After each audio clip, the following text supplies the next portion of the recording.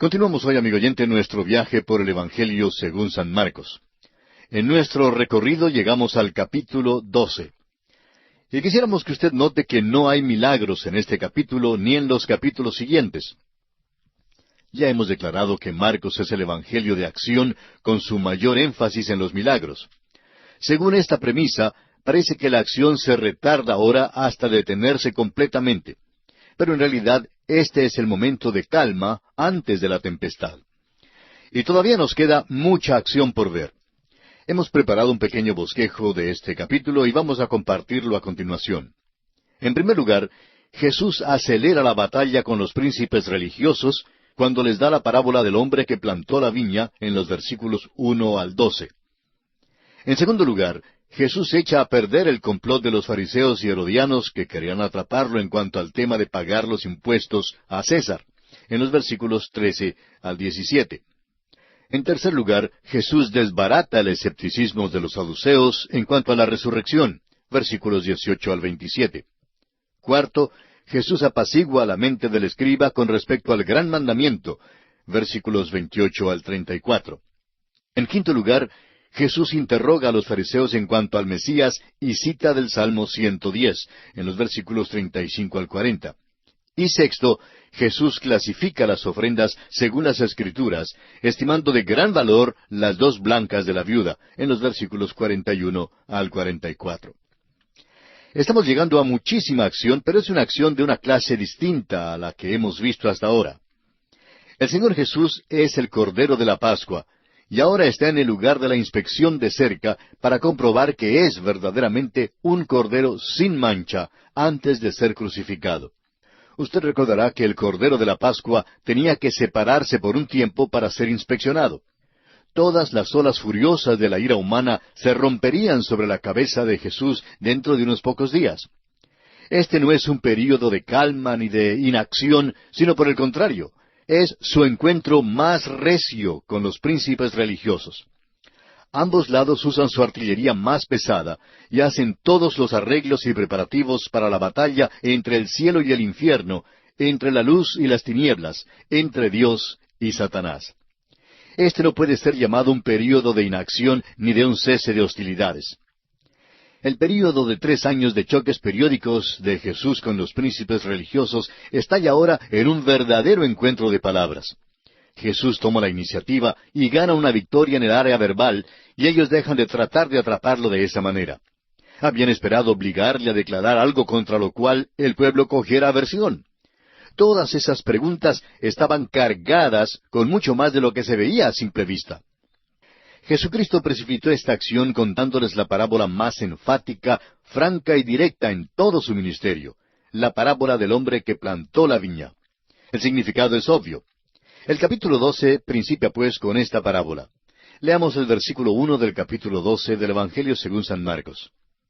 Entonces comenzó Jesús a decirles por parábolas: un hombre plantó una viña, la cercó de vallado, cavó un lagar, edificó una torre, y la arrendó a unos labradores, y se fue lejos. La viña es la nación de Israel, según Isaías capítulo 5, versículos 1 al 7. Dios sacó aquella viña de Egipto y la plantó. Dio a los israelitas una religión. Son los únicos en la vida que hayan tenido una religión dada por Dios mismo, y que hayan tenido la presencia visible de Dios.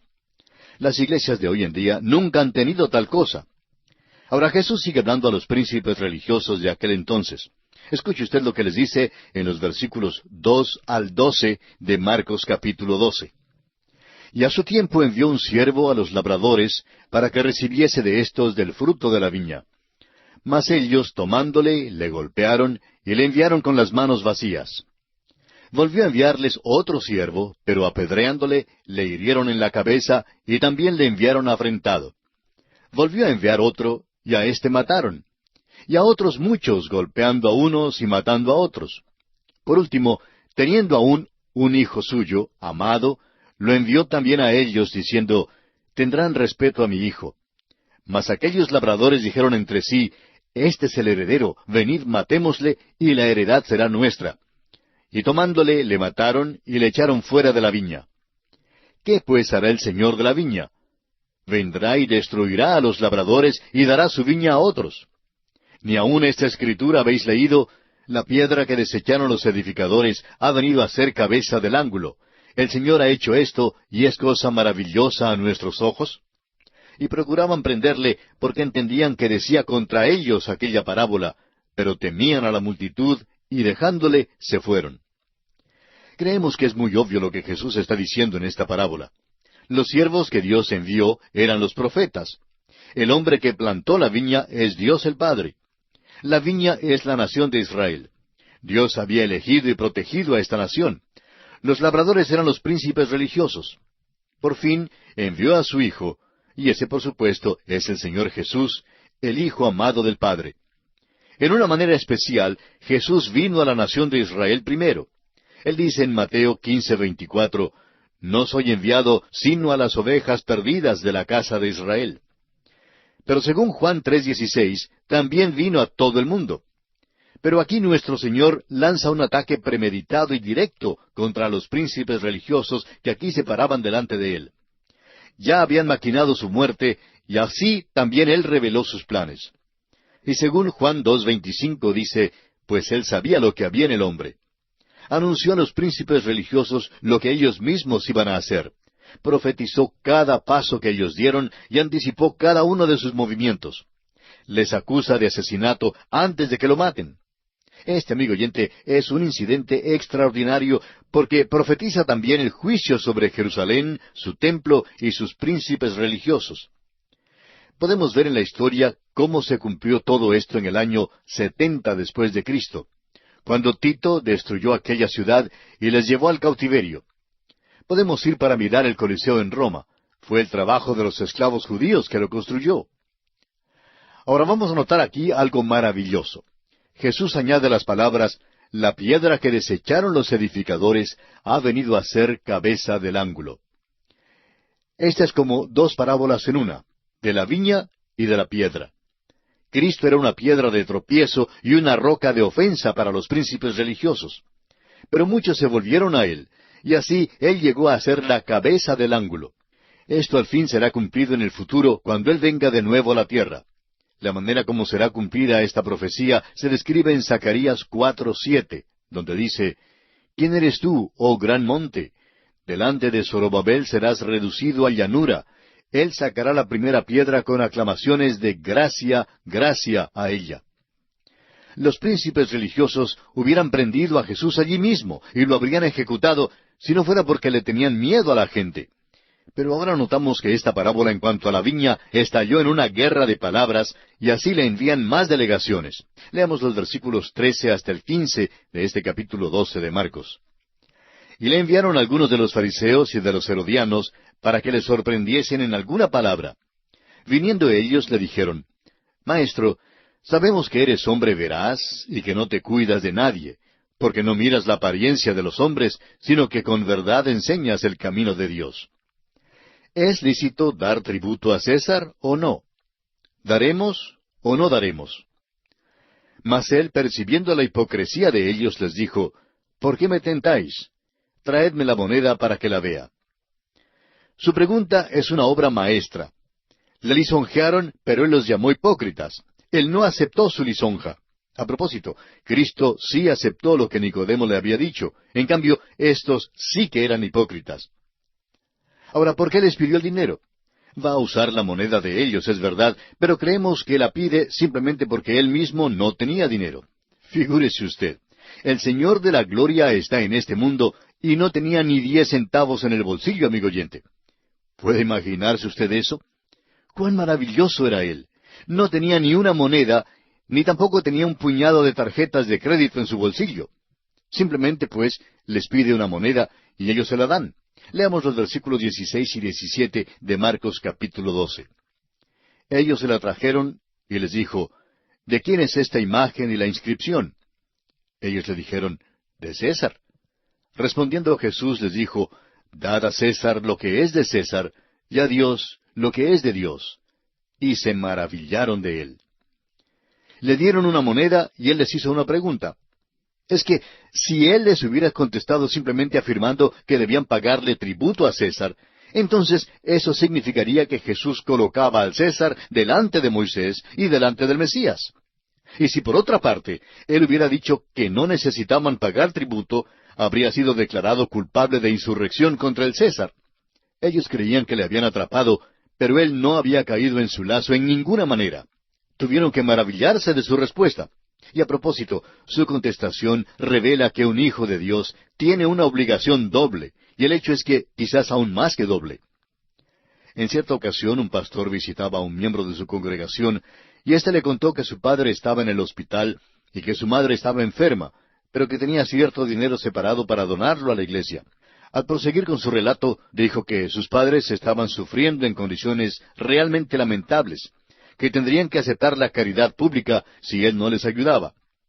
Su pastor le dijo entonces que él tenía una obligación de primer orden para con sus padres.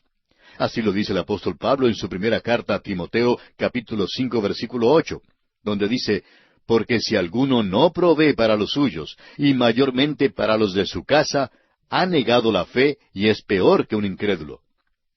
Hoy en día tenemos unas ideas y nociones que creemos piadosas, pero que en realidad son muy extrañas. Sí, es verdad que tenemos una obligación para con nuestro gobierno. Cuando vemos nuestra hoja de impuestos sobre la renta, quizá pensemos que tenemos una obligación que es demasiado grande. Pero la verdad es que tenemos una obligación muy definida para con nuestro gobierno y tenemos que pagar los impuestos. También tengo una obligación para con mis seres queridos. Tengo una obligación para con la iglesia. Y tengo una obligación para con usted, amigo oyente, en este día, y es la de darle la palabra de Dios. Todos tenemos nuestras obligaciones, y eso es lo que dice nuestro Señor. Claro que tienen una obligación para con el César, y hay que cumplirla, pero eso no le exonera de su obligación con Dios. ¿Qué incidente más maravilloso es este?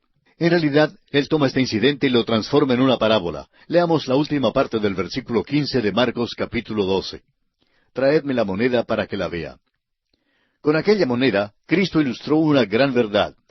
La moneda tiene tanto una obligación terrenal o física como una celestial o espiritual. Los ciudadanos del cielo pagan impuestos aquí en la tierra.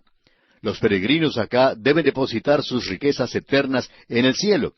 De modo que usted puede ver cómo él hizo callar a estos herodianos que querían mantener en el trono a la casa de Herodes. Y pasamos así al siguiente aspecto en consideración en este capítulo 12 del Evangelio según San Marcos. Leamos los versículos 18 y 19. Entonces vinieron a él los saduceos, que dicen que no hay resurrección, y le preguntaron diciendo: «Maestro, Moisés nos escribió que si el hermano de alguno muriere y dejare esposa, pero no dejare hijos, que su hermano se case con ella y levante descendencia a su hermano».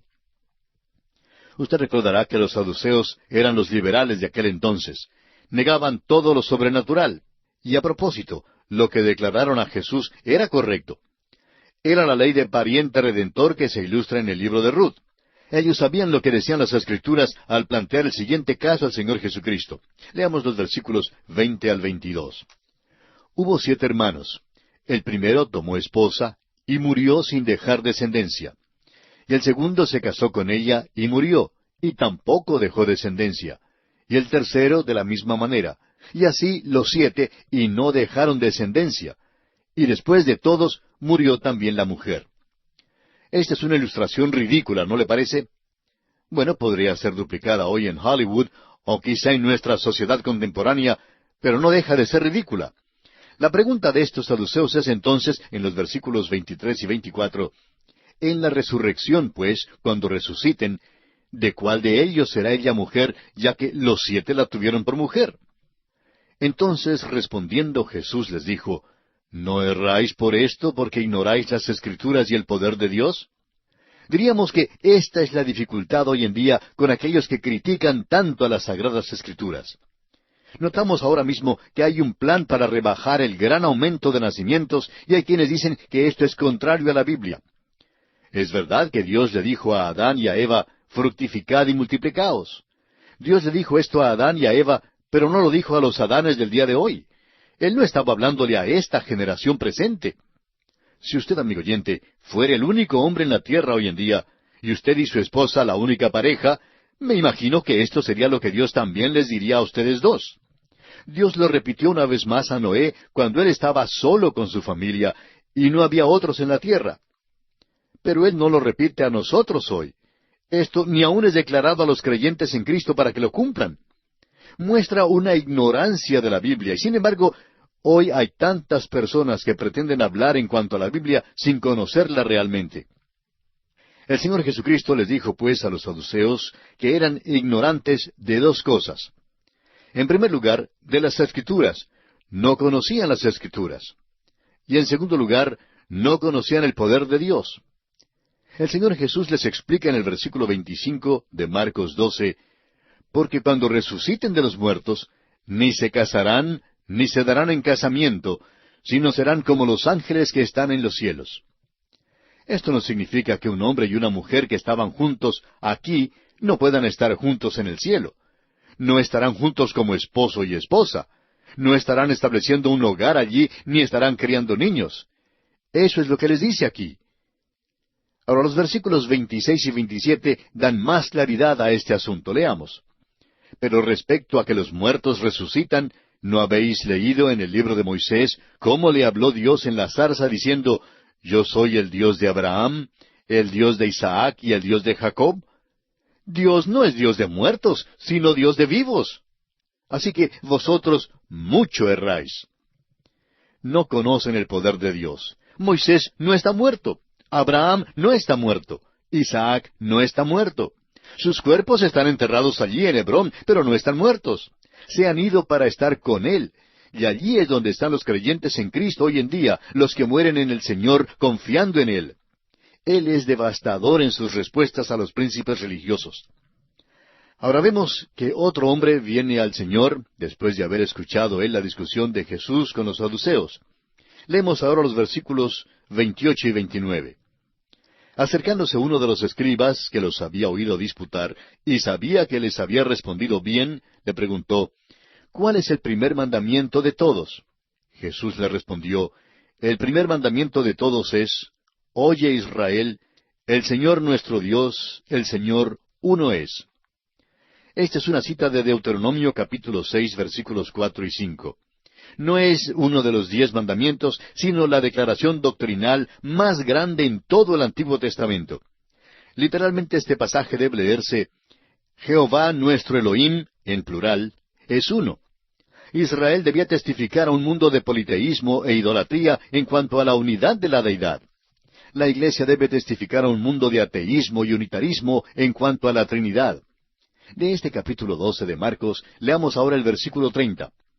Y amarás al Señor tu Dios con todo tu corazón, y con toda tu alma, y con toda tu mente, y con todas tus fuerzas. Este es el principal mandamiento. A propósito, ¿guarda usted, amigo oyente, este mandamiento? Si usted dice que no necesita a Cristo como su Salvador, pero que obedece a Dios y sus mandamientos, entonces queremos preguntarle, ¿ama usted a Dios con todo su corazón, con toda su alma y con toda su mente? Si no le ama así, entonces está usted violando su principal mandamiento y tiene necesidad de un Salvador. Yo sé que en cuanto a mí, necesito un Salvador. Yo solo no puedo satisfacer las normas de Dios. Ojalá que las pudiera satisfacer. Es verdad que yo amo a Dios, pero no como debo amarle. Ahora veamos el versículo 31 de Marcos 12. Y el segundo es semejante. Amarás a tu prójimo como a ti mismo. No hay otro mandamiento mayor que estos. Ahora, si a usted le es posible con sus propios recursos satisfacer esta norma, quizá pueda pedir entonces la salvación a base de sus propios méritos. Pero mientras usted no pueda satisfacer las normas de Dios y hacerlo en forma total, usted necesita un mediador entre usted y Dios, o sea, un Salvador. Los versículos 32 al 34 de Marcos 12 nos dicen, Entonces el escriba le dijo, Bien, maestro, verdad has dicho que uno es Dios, y no hay otro fuera de él. Y el amarle con todo el corazón, con todo el entendimiento, con toda el alma y con todas las fuerzas, y amar al prójimo como a uno mismo, es más que todos los holocaustos y sacrificios. Jesús entonces, viendo que había respondido sabiamente, le dijo, No estás lejos del reino de Dios. Y ya ninguno osaba preguntarle. Lo que dijo el escriba es ciertamente verdad. El amar a Dios y el amar a nuestro prójimo es mucho más importante que todas las ofrendas y sacrificios. Amigo oyente, Permítanos decirle de nuevo que si usted no ama a Dios con todo el corazón, con toda el alma, con toda su mente y con todas sus fuerzas, y si no ama al prójimo tal como se ama a usted mismo, entonces usted necesita desesperadamente un Salvador. Acuda ahora mismo a Cristo Jesús. Y con ese incidente concluyó el período de preguntas. Preguntas que en realidad no buscaban respuestas, sino que buscaban más bien algún punto débil de Jesús para poder atraparle. Pero sus enemigos no pudieron lograrlo. Ahora Jesús va a hacer algunas preguntas a los príncipes religiosos. Leamos los versículos 35 al 37 de este capítulo 12 de Marcos. Enseñando Jesús en el templo decía, ¿cómo dicen los escribas que el Cristo es hijo de David? Porque el mismo David dijo por el Espíritu Santo, dijo el Señor a mi Señor, siéntate a mi diestra hasta que ponga a tus enemigos por estrado de tus pies. David mismo le llama Señor. ¿Cómo pues es su hijo? Y gran multitud del pueblo le oía de buena gana. Aquí mismo Jesús está enseñando en cuanto a su propio nacimiento virginal. El Hijo siempre es inferior al Padre. Vivimos en un día cuando la evolución dice que el Hijo es superior al Padre. Esto no es verdad. Ahora, si el Hijo es inferior al Padre, ¿cómo es posible que David en el Salmo 100 habla en cuanto a su futuro descendiente, llamando a su propio bisnieto su Señor? Bueno, la única manera en que puede llamarlo su Señor, amigo oyente, es porque Él es en verdad el Señor. La única manera en que puede ser el Señor no es sólo por ser el Hijo de David, sino por ser nacido de una virgen y concebido del Espíritu Santo para ser así el Hijo de Dios. Este es un gran pensamiento que nuestro Señor enseña aquí. Note usted también que Jesús aquí definitivamente atribuye el Salmo 110 a David. Dice que David escribió este salmo por medio del Espíritu Santo. Y Jesús dice que este salmo habla en cuanto a Él, el Mesías. Ahora los versículos 38 al 40 de Marcos 12 dicen, y les decía en su doctrina, guardaos de los escribas, que gustan de andar con largas ropas y aman las salutaciones en las plazas y las primeras sillas en las sinagogas y los primeros asientos en las cenas, que devoran las casas de las viudas y por pretexto hacen largas oraciones. Estos recibirán mayor condenación. Jesús está enseñando que el privilegio siempre crea responsabilidad. Denuncia a los escribas porque sus vidas desmentían las mismas escrituras que enseñaban. El juicio sería más severo para ellos que para aquellos que nunca habían oído las escrituras. Y aquí nos detenemos por esta ocasión, amigo oyente, y concluiremos nuestro estudio del capítulo 12 de San Marcos en nuestro próximo programa.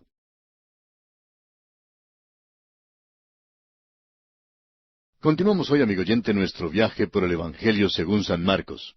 En nuestro programa anterior nos quedó pendiente un aspecto en nuestro estudio del capítulo 12. Se trata de Jesús y las dos blancas de la viuda. En el incidente final de este capítulo 12, vemos a Jesús dando el valor bíblico de las ofrendas al evaluar las dos blancas de la viuda. Esta es una manera maravillosa de terminar este capítulo aquí al final de su ministerio terrenal. Leamos ahora el versículo 41 de este capítulo 12 del Evangelio de Marcos.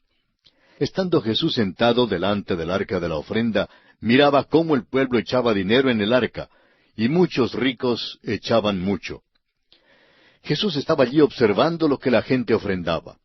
Alguien preguntará que con qué autoridad podía hacer esto.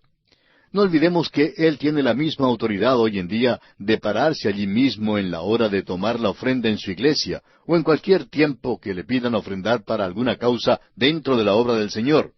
Está allí, amigo oyente, para observarle. Jesús no mira lo que damos. Mira cuánto es lo que guardamos para nosotros mismos. Veamos la secuencia con que se desarrolla este asunto en los versículos 42 y 43. Y vino una viuda pobre y echó 2 blancas, o sea, un cuadrante. Entonces, llamando a sus discípulos, les dijo, de cierto os digo que esta viuda pobre echó más que todos los que han echado en el arca. Jesús se había fijado en que los ricos echaban mucho. Eran los que daban en grande. ¿Y cuánto amamos a los grandes dadores? Los ricos daban generosamente. Pero ¿sabe usted que Jesús no se fijó en eso? Miró en cambio a aquella viuda que echó solo 2 blancas, y comparado con la riqueza de aquel templo, amigo oyente, lo que ella dio no valía ni un chasquido de los dedos. Pero ¿sabe usted lo que hizo Cristo? Él tomó aquellas dos blancas y simplemente las cambió en el oro de los cielos. Sus monedas desde ese punto de vista adquirieron el mayor valor que cualquier suma dada por un rico. ¿Y sabe por qué?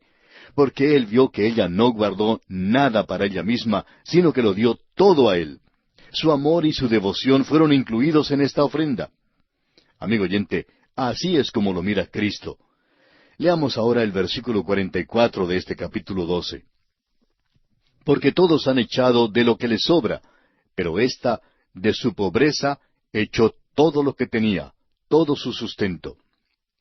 Osamos preguntarnos a veces si es que debemos dar el diezmo a Dios. Amigo oyente, ¿cuánto guarda para usted mismo? No se trata de cuánto es lo que le damos a Él. Dios no exige que demos cierta suma ni cierto porcentaje. La pregunta es, ¿cuánto le amamos? Hay quienes deben dar un 50% o más de lo que ganan. El Señor es quien mira cómo es que damos. No se fija en la cantidad que ofrendamos. La viuda no dio nada de gran valor, amigo oyente. Dudamos que el tesorero le hiciera mucho caso. Pero el Señor toma las dos blancas de la viuda y las cambia en el oro del cielo. Y si usted y yo, amigo oyente, queremos que lo que ofrendamos sea cambiado en el oro del cielo, no debemos fijarnos tanto en cuánto damos, sino cómo damos, con amor, con dedicación y con mucha gratitud. Y así concluye nuestro estudio del capítulo 12 del Evangelio según San Marcos. Y llegamos ahora al capítulo 13.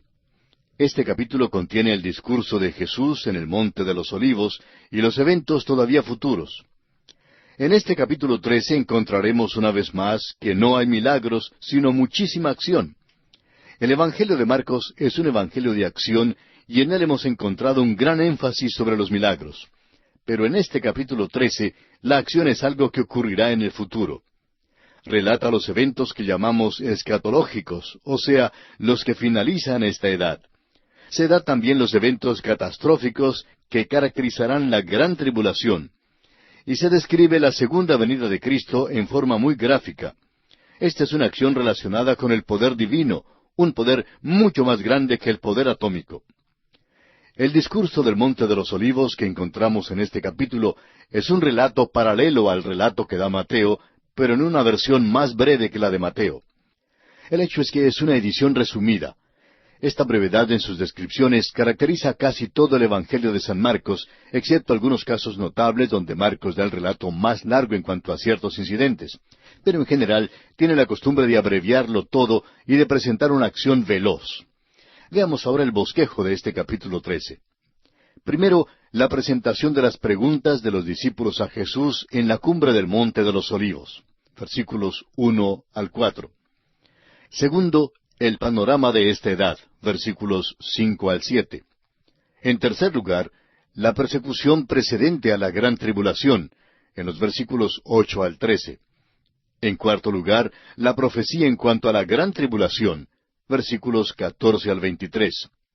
Quinto, la segunda venida de Cristo, versículos 24 al 27. En sexto lugar, la parábola de la higuera, versículos 28 al 33. Y en séptimo y último lugar, el programa para el pueblo de Dios, versículos 34 al 37. Comencemos pues con el primer punto, la presentación de las preguntas de los discípulos a Jesús. Leamos el primer versículo de este capítulo 13 de Marcos. Saliendo Jesús del templo, le dijo uno de sus discípulos, Maestro, mira qué piedras y qué edificios. Vemos aquí un ejemplo de cómo puede haber un falso concepto de algún pasaje de las Escrituras. Uno, naturalmente, hace la pregunta, ¿qué hay en lo recóndito del pensamiento de todo esto? No tenemos ninguna indicación del motivo para que los discípulos hicieran tal declaración.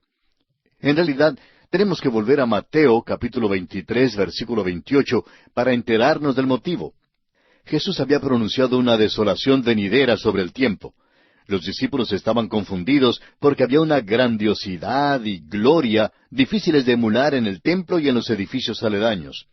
Ellos querían asegurarse de que Jesús se hubiera fijado en ese aspecto.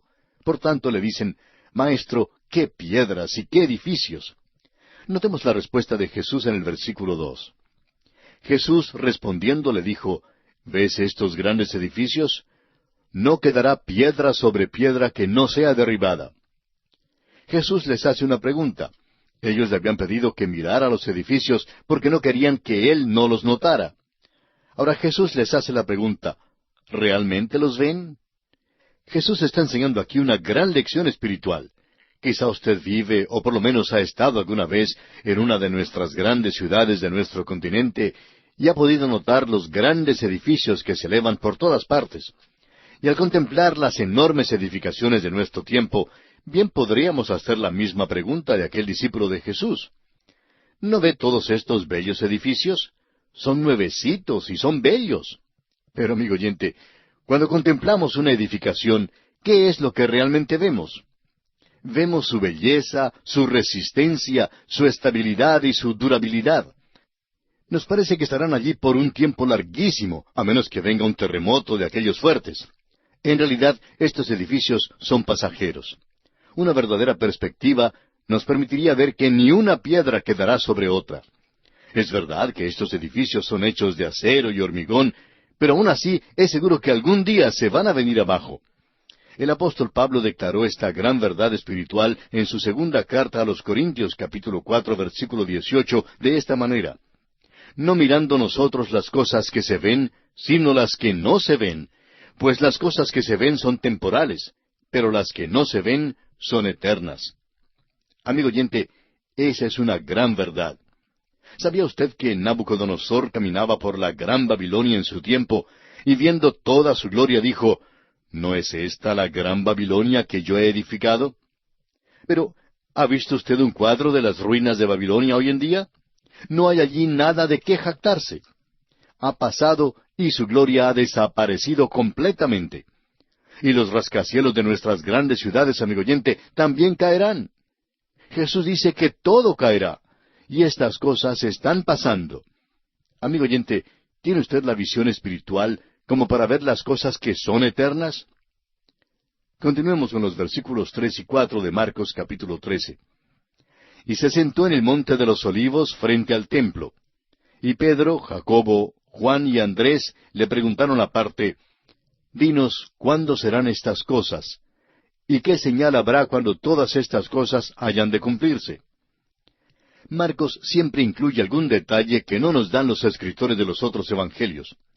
Nosotros no sabíamos que estos 4 hombres eran los que realmente fueron delegados como un comité para hacerle las preguntas a Jesucristo, pero aquí están.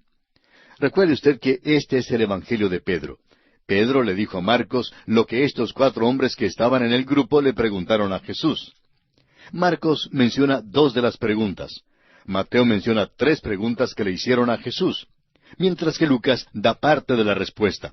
Cuando lo juntamos todo, notamos que Mateo relata todas las preguntas que le hicieron los discípulos a Jesús. Veamos ahora estas 3 preguntas. Primero, dinos, ¿cuándo serán estas cosas? Esto se refiere a cuándo es que no quedará piedra sobre piedra. Lucas da la respuesta de nuestro Señor a esta pregunta. La segunda pregunta es, ¿qué señal habrá de tu venida? Y la tercera pregunta, ¿qué señal habrá del fin del siglo? Mateo y Marcos dan la respuesta de nuestro Señor a las 2 últimas preguntas. Mateo la da con mucho más detalles que Marcos, pero consideraremos el énfasis que le da Marcos. Recuerde usted que Marcos está escribiendo este Evangelio para los romanos, y por eso destacará todo aquello que revela poder, acción y drama. Y encontraremos aquí mismo muchas de esas cualidades. Leamos los versículos 5 al 7 de Marcos 13. Jesús, respondiéndoles, comenzó a decir, mirad que nadie os engañe, porque vendrán muchos en mi nombre diciendo, yo soy el Cristo, y engañarán a muchos. Mas cuando oigáis de guerras y de rumores de guerras, no os turbéis, porque es necesario que suceda así, pero aún no es el fin. Encontramos que esta es una amonestación continua, una amonestación contra los falsos cristos. Algunos pensarán que esto no presenta ningún peligro en el día de hoy, pero nosotros creemos que es muy pertinente ahora mismo. Por ejemplo, el Cristo de los liberales teológicos es un anticristo, no es el verdadero Cristo. Algunos pueden pensar que ellos predican el Cristo de la Biblia, pero no es así.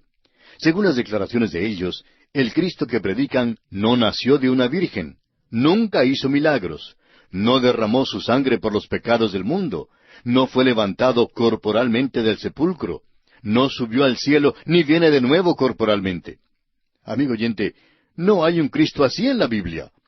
El Jesús de la Biblia nació de una virgen e hizo milagros. Derramó su sangre por los pecados del mundo. Eso es lo que la Biblia dice, y la Biblia contiene los únicos documentos de índole histórica con respecto a Jesús. La Biblia sostiene todos estos hechos cardinales de la fe. Los liberales hablan de otro Cristo, de otro Jesús, y cualquiera otro, amigo oyente, es un anticristo.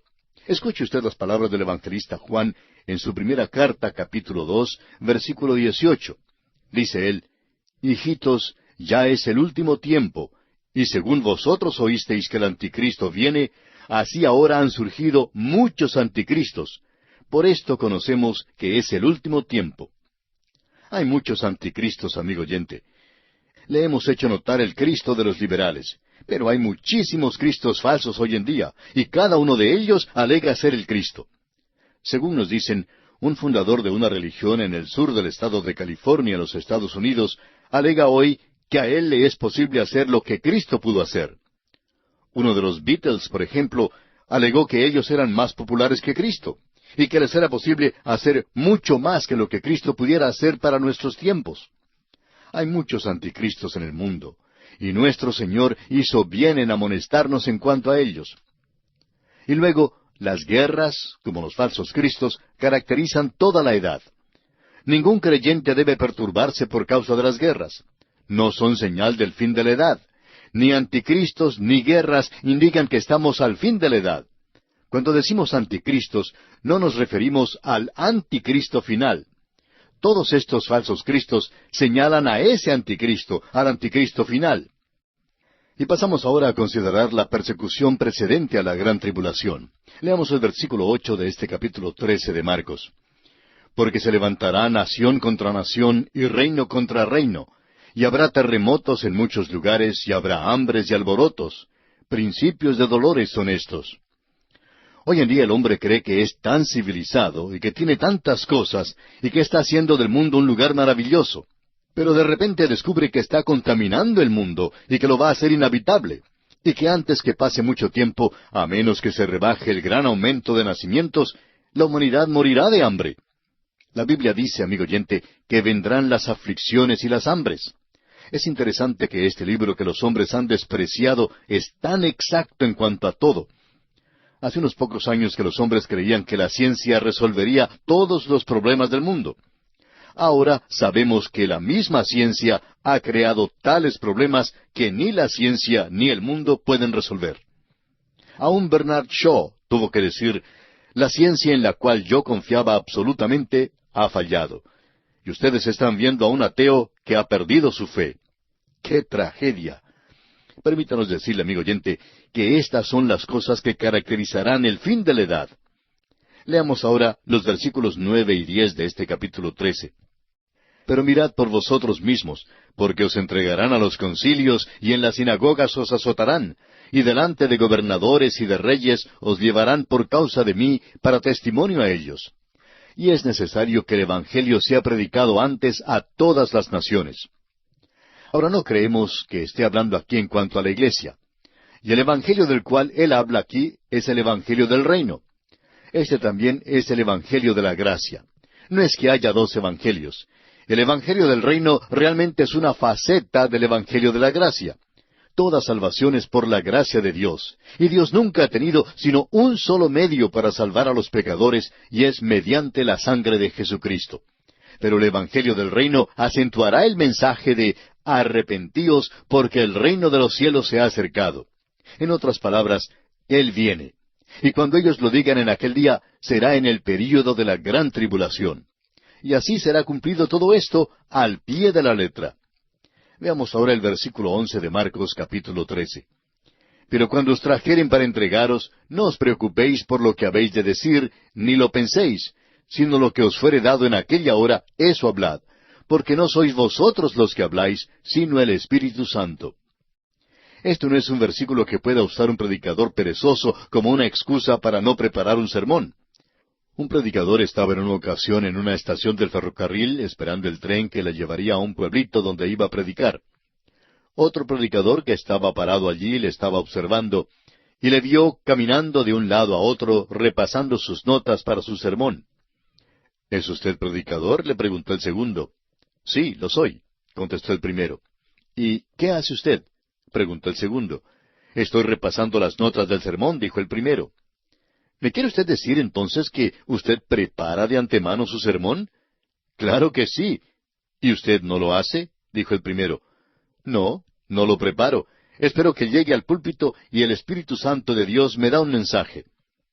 El primero le respondió: —Y si el Espíritu de Dios no le da el mensaje inmediatamente, ¿qué hace usted? —Bueno —contestó el segundo—, simplemente improviso con unas palabras hasta cuando me lo dé. Amigo oyente, temo que haya muchos predicadores hoy en día que simplemente improvisan con palabras. Pero este versículo no está hablando en cuanto a eso. Se refiere a aquel día cuando los 144,000 de la nación de Israel serán testigos. Este es un mensaje para aquellos en aquel entonces. Este pasaje no es ni puede ser una excusa para usted ni para mí para no preparar nuestro sermón o nuestra lección de la escuela dominical. Ahora el versículo 12 nos dice: Y el hermano entregará a la muerte al hermano, y el padre al hijo, y se levantarán los hijos contra los padres, y los matarán. Y el versículo 13 continúa con este mismo pensamiento, diciendo: Y seréis aborrecidos de todos por causa de mi nombre, mas el que persevere hasta el fin, éste será salvo. Habrá un antisemitismo mundial en aquel día, pero cuando Dios ponga su sello sobre sus escogidos en aquel día, perseverarán hasta el fin. Y ahora, continuando con el versículo 14, llegamos a una parte muy dramática en este capítulo 13 del Evangelio de Marcos, y es la profecía de la gran tribulación. Leamos el versículo 14. Pero cuando veáis la abominación desoladora de que habló el profeta Daniel, puesta donde no debe estar, el que lee, entienda, entonces los que estén en Judea huyan a los montes. Hemos estudiado esto en el Evangelio según San Mateo. Este es el principio de la gran tribulación. Los primeros 3 años y medio serán comparativamente tranquilos. Será la falsa paz del anticristo. Luego, a la mitad de la gran tribulación, aparecerá esta abominación desoladora, la que también describe el profeta Daniel. Aquella abominación será colocada donde no debe estar, es decir, en el mismo lugar santo del templo. Ahora bien, si Marcos les hubiera dicho a los romanos que la abominación desoladora sería colocada en el lugar santo, ellos hubieran dicho: ¿y dónde estará ese lugar santo? Dice simplemente que estará puesta donde no debe estar. Eso también nos es más comprensible a nosotros hoy en día, es decir, a muchos de nosotros, porque necesitamos comprender que el lugar santo fue dado solamente a la nación de Israel. Fue un lugar específico en la tierra. Las iglesias no tienen un lugar santo. Leamos ahora los versículos 15 al 22 de Marcos capítulo 13. El que esté en la azotea no descienda a la casa, ni entre para tomar algo de su casa, y el que esté en el campo no vuelva atrás a tomar su capa. Mas ay de las que estén encintas y de las que críen en aquellos días. Orad pues que vuestra huida no sea en invierno, porque aquellos días serán de tribulación, cual nunca ha habido desde el principio de la creación que Dios creó, hasta este tiempo ni la habrá. Y si el Señor no hubiese acortado aquellos días, nadie sería salvo. Mas por causa de los escogidos que Él escogió, acortó aquellos días. Entonces, si algunos dijere: mirad, aquí está el Cristo, o mirad, allí está, no le creáis. Porque se levantarán falsos cristos y falsos profetas, y harán señales y prodigios para engañar, si fuere posible, aun a los escogidos. Este, amigo oyente, es el principio de la gran tribulación. Estos serán días terribles. Luego el Señor sigue dando la señal de su venida. Leamos los versículos 24 al 26. Pero en aquellos días, después de aquella tribulación, el sol se oscurecerá, y la luna no dará su resplandor, y las estrellas caerán del cielo, y las potencias que están en los cielos serán conmovidas. Entonces verán al Hijo del Hombre, que vendrá en las nubes con gran poder y gloria. No son nubes de lluvia las que Cristo describe, son nubes de gloria. Esa es la gloria Shekinah, la misma que como columna de nube y columna de fuego guió a los israelitas por el desierto, y la misma que luego llenó su arca y su templo. Creemos que aquella será también la señal del Hijo del Hombre en el cielo. Ahora el versículo 27 de Marcos 13 dice, Y entonces enviará sus ángeles, y juntará a sus escogidos de los cuatro vientos, desde el extremo de la tierra hasta el extremo del cielo. Este no es el rapto de la iglesia. Él no va a enviar a sus ángeles a juntar a los creyentes, porque ya los creyentes habrán sido arrebatados en las nubes para recibir al Señor en el aire. Esto es lo que nos dice Pablo en su primera carta a los Tesalonicenses, capítulo 4, versículos 16 y 17. Porque el Señor mismo con voz de mando, con voz de arcángel y con trompeta de Dios, descenderá del cielo, y los muertos en Cristo resucitarán primero. Luego nosotros, los que vivimos, los que hayamos quedado, seremos arrebatados juntamente con ellos en las nubes para recibir al Señor en el aire, y así estaremos siempre con el Señor. Nuestro tiempo, amigo oyente, se ha agotado y tenemos que detenernos por hoy. Tenemos aún dos aspectos por considerar en este capítulo 13, pero lo haremos, Dios mediante, en nuestro próximo programa.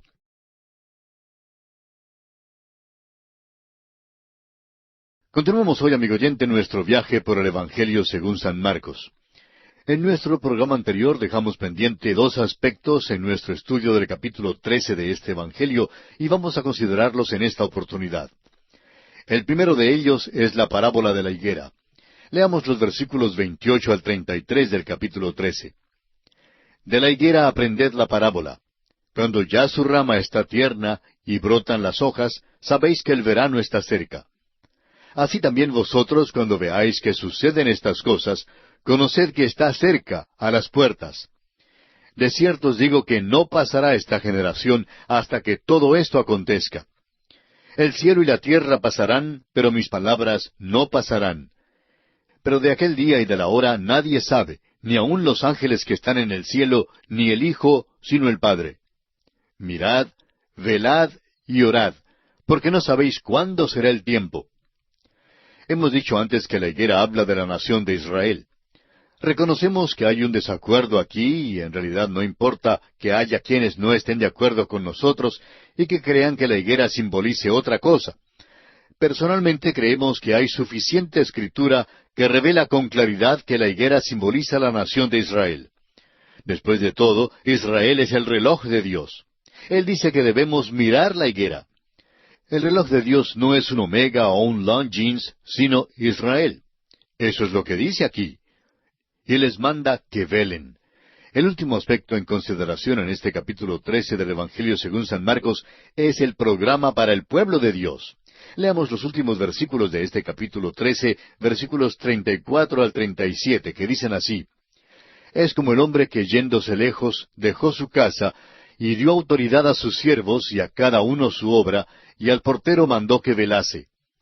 Velad pues, porque no sabéis cuándo vendrá el Señor de la casa, si al anochecer, o a la medianoche, o al canto del gallo, o a la mañana, para que cuando venga de repente no os halle durmiendo.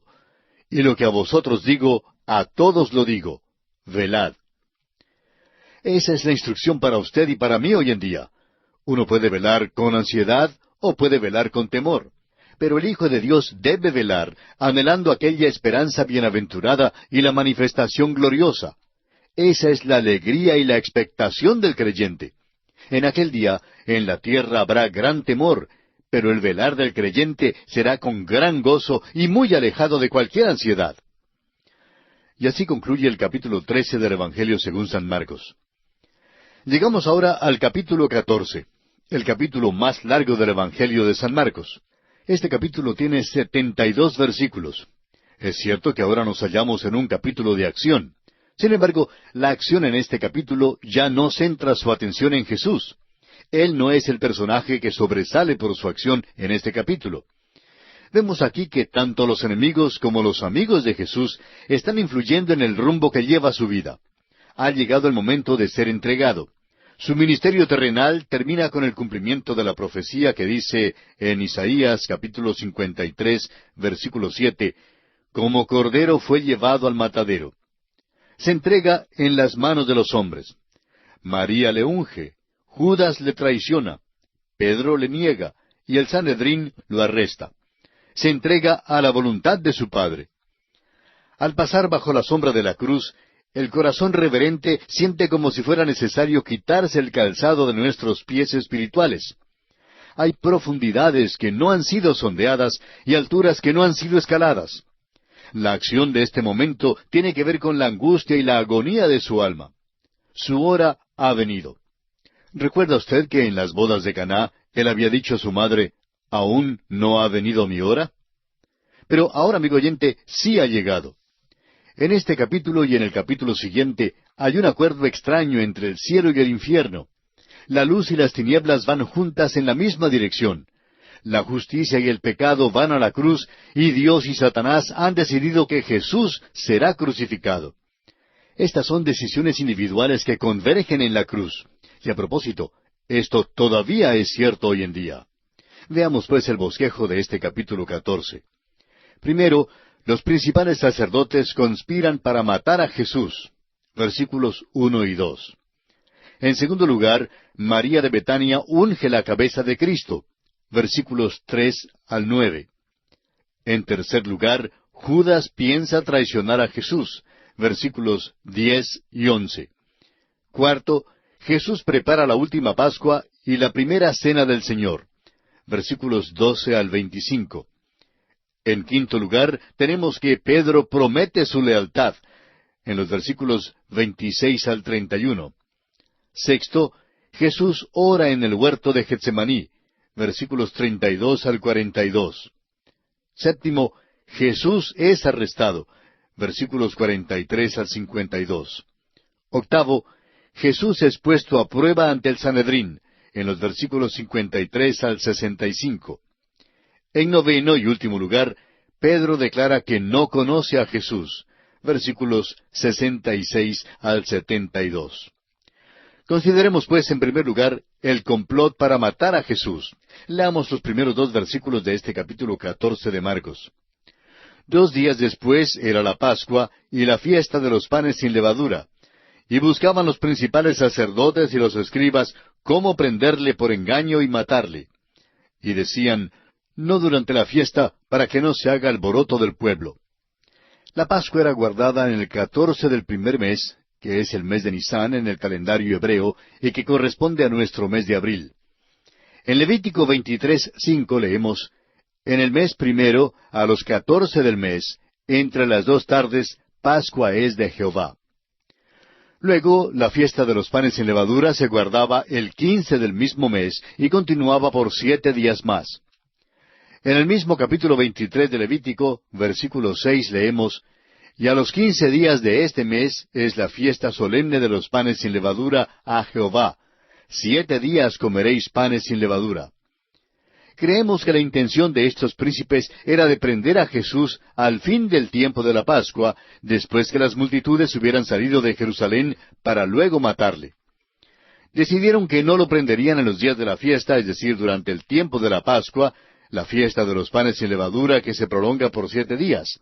Esperaban que al fin de aquellos días las multitudes saldrían de Jerusalén y entonces podrían prender a Jesús. Ahora, el motivo por el cual no querían prenderle durante los días de la fiesta era porque las multitudes estaban en Jerusalén para celebrar la fiesta y sabían que el pueblo estimaba muchísimo a Jesús. La gran mayoría del pueblo le escuchaba de buena gana, y no se olvidaban que Jesús les había dado de comer y que había sanado a muchos de ellos. Consideremos ahora el siguiente aspecto en este capítulo 14. María unge a Jesús. Leamos el versículo 3. Pero estando él en Betania, en casa de Simón el leproso, y sentado a la mesa, vino una mujer con un vaso de alabastro de perfume de nardo puro de mucho precio, y quebrando el vaso de alabastro, se lo derramó sobre su cabeza. Tenemos aquí un incidente conmovedor. El Evangelio de Juan, capítulo 12, versículo 1, coloca este incidente como a 6 días antes de la Pascua. ¿Quiere decir entonces que Mateo y Marcos se equivocaron al colocar este incidente en las horas antes de la Pascua? La respuesta es que no. Es que debemos recordar que ni Mateo ni Marcos tratan de dar un orden cronológico. Su propósito obvio es poner este incidente bello al lado del hecho atroz de Judas, el de su complot para traicionar a Jesús. Están pintando el contraste y el conflicto dramático que hay entre la luz y las tinieblas, y por eso mismo juntan así a estos dos incidentes. Mateo y Marcos no tratan de dar una biografía cronológica de Cristo. Tanto los enemigos como los amigos están moviéndose hacia la cruz, pero por diferentes rutas. María de Betania llega por la vía de la luz y el amor. Judas es persuadido por medio de motivos viles y atroces. Es Juan quien en el capítulo 12 de su Evangelio, versículos 1 al 8, nos dice que esta mujer era María, la hermana de Marta y Lázaro. Leamos ahora los versículos 4 y 5 de este capítulo 14 de Marcos.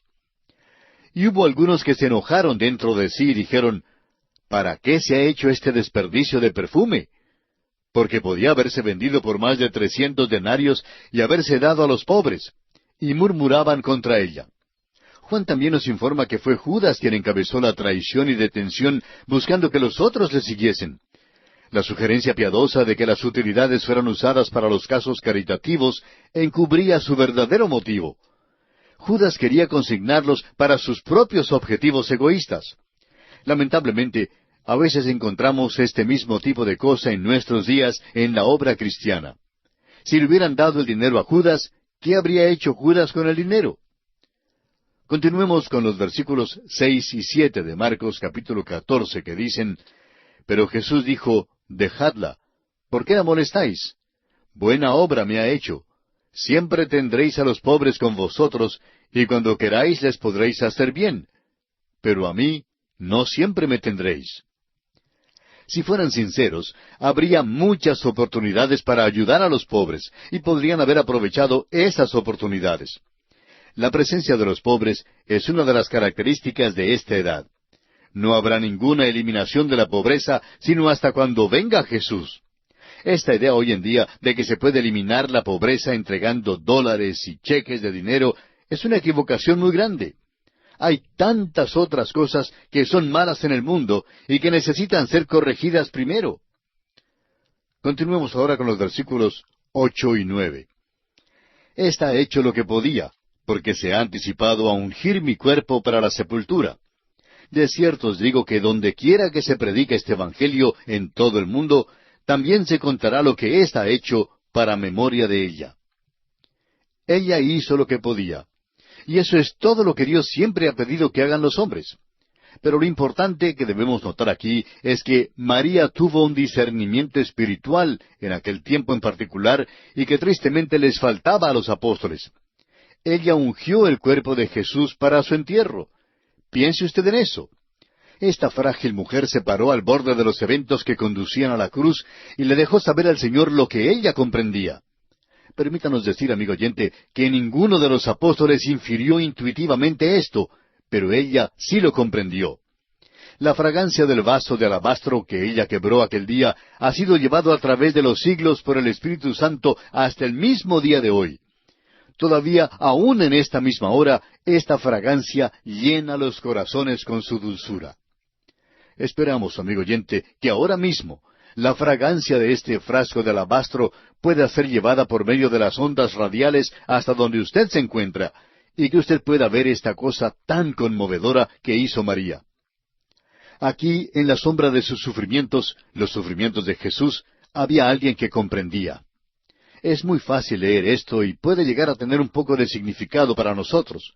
Pero, ¿habrá acaso entre nosotros alguien que haya quebrado el frasco de alabastro para derramarlo sobre Jesús, de manera que haya una fragancia en nuestras vidas para que pueda servir de bendición a otros?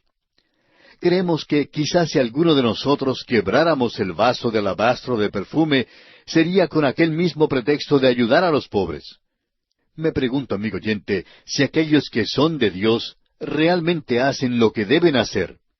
Necesitamos quebrar nuestros vasos de alabastro de perfume hoy en día. Ahora, note usted que aquí al lado de esta cosa tan amable, tan conmovedora que hizo María, la luz de ella y el amor de ella, tenemos el plan de Judas de traicionar a nuestro Señor. Leamos los versículos 10 y 11 de este capítulo 14 de Marcos. Entonces Judas Iscariote, uno de los 12, fue a los principales sacerdotes para entregárselo. Ellos, al oírlo, se alegraron y prometieron darle dinero. Y Judas buscaba oportunidad para entregarle. Vemos aquí a Judas en su hecho atroz. Este hombre ahora está planeando matar a Jesús. Piensa esperar. El complot tenía que esperar por un tiempo oportuno para traicionarlo. Pero ocurrió que el Señor estropeó los planes de estos hombres. Encontramos en el Evangelio según San Juan, capítulo 13, versículo 27, que el Señor dijo a Judas, «Lo que vas a hacer, hazlo más pronto». Por tanto, Judas debe haber ido precipitadamente a los fariseos para decirles, «Mejor es que lo prendan ahora, porque nuestro complot se ha descubierto. Me dijo que hiciera más pronto lo que iba a hacer. Él puede salir del pueblo». Y así pues, buscaron enseguida a los soldados y salieron para arrestarle. Volviendo al Evangelio según San Marcos, encontramos que la próxima cosa que se menciona es la preparación del Señor para la Pascua. Leamos el versículo 12 de este capítulo 14 de Marcos. El primer día de la fiesta de los panes sin levadura, cuando sacrificaban el cordero de la Pascua, sus discípulos le dijeron, «¿Dónde quieres que vayamos a preparar para que comas la Pascua?» La Pascua debía ser comida con los panes sin levadura, y luego durante los 7 días siguientes se continuaba comiendo panes sin levadura. Así lo vimos en Éxodo, capítulo 12, versículos 14 al 20. El Dr. J. Vernon McGee, autor de estos estudios bíblicos, relata el siguiente incidente cuando estuvo en Israel una vez durante el tiempo de la Pascua y se hospedó en un hotel en Haifa. Decía él, «Comimos el pan sin levadura por los 7 días, y quiero decirle que me cansé de ese pan. La demás comida fue muy sabrosa, pero aquel pan se hizo muy monótono. Me gustó mucho la manera en que prepararon el cordero allí». Pero, amigo oyente, uno no puede menos que reconocer que esto es lo esperado en un país donde se crían los corderos. Y no ha habido mejor cuadro de Jesucristo que aquel del Cordero de Dios que quita el pecado del mundo. Ahora, aquí los discípulos fueron escrupulosos en demasía en su manera de guardar la ley mosaica, porque se interesaron en la letra antes que en su espíritu. Querían saber dónde iban a comer la Pascua. Su preocupación principal era celebrar correctamente la Pascua. No se daban cuenta que dentro de unas pocas horas Jesús iba a cumplir personalmente el significado de la Pascua. Leamos los versículos 13 y 14 de este capítulo 14 de Marcos. «Y envió 2 de sus discípulos y les dijo, Id a la ciudad, y os saldrá al encuentro un hombre que lleva un cántaro de agua, seguidle, y donde entrare, decid al señor de la casa, el maestro dice, ¿dónde está el aposento donde he de comer la Pascua con mis discípulos?» Una vez más creemos que esto revela el lado humano de nuestro Señor y también revela el hecho de que había aquellos que le amaban en aquel tiempo, es decir, los que le estaban preparando la Pascua. También revela el hecho de que nuestro Señor era el Dios omnisciente. Al parecer, el señor de aquella casa era algún seguidor desconocido de nuestro Señor. No hay razón alguna para dudar que había una previa oferta del aposento para Jesús. Creemos que en alguna ocasión durante aquellos 3 años del ministerio público de Jesús, este señor había venido al Señor Jesús ofreciéndole este cuarto para lo que se le ofreciera. Creemos que le dijo a Jesús, «Ahora, cuando llegues a Jerusalén para la Pascua, tengo este aposento alto que está completamente a tus órdenes y lo tendré preparado solo para ti». Amigo oyente, este fue un servicio maravilloso que hizo este hombre. Hay tantas cosas que podemos hacer para el Señor Jesús, y esto es lo que hizo este hombre. Veamos los versículos 15 y 16. «Y Él os mostrará un gran aposento alto ya dispuesto. Preparad para nosotros allí». Fueron sus discípulos y entraron en la ciudad, y hallaron como les había dicho, y prepararon la Pascua. Note usted que Jesús celebró la Pascua en un aposento alto que pidió prestado. Pero es obvio que el hombre ya había preparado el aposento para Jesús, y por eso creemos que había un previo arreglo en cuanto a esto. Tampoco creemos que el huésped deba ser culpado por no estar allí en esta ocasión para lavar los pies de los discípulos. Iba a ser una Pascua privada. El Señor había dicho, según el versículo 14 que leímos, «Comeré la Pascua con mis discípulos». Iba a ser un tiempo privado, y así el huésped no se inmiscuiría en la celebración. Usted recordará que enfocamos nuestra atención en otra experiencia similar a esta, cuando Jesús envió a los discípulos a buscar el pollino sobre el cual Él montaría en su entrada a Jerusalén. Y lo hallaron tal como Él dijo que lo hallarían.